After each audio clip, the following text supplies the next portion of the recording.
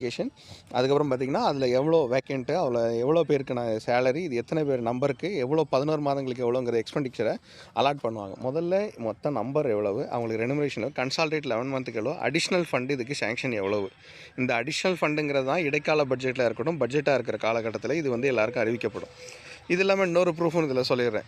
இது இல்லாமல் அடுத்த கவர்மெண்ட் ஸ்டேட் எக்ஸ்பென்ஷன் விமென்ஸ் காலேஜஸ் இருக்கட்டும், அதுக்கப்புறம் பார்த்திங்கன்னா மென் ஆடவர் கல்லூரி மட்டும், அப்புறம் பார்த்திங்கன்னா இப்போ எஜுகேஷன் காலேஜஸாக இருக்கட்டும், இது மாதிரி வரிசையாக ஒவ்வொரு இடத்துலையும், அப்புறம் வந்து disability persons and air impaired இது மாதிரியான நபர்களுக்கும் வரிசையாக லிஸ்ட்டு கொடுத்துருப்போம்.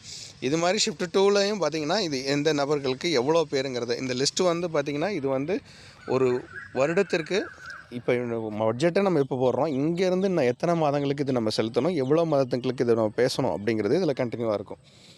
அது மாதிரி பார்த்திங்கன்னா மொத்தம் 7374 பேருக்கு எவ்வளோ நபர்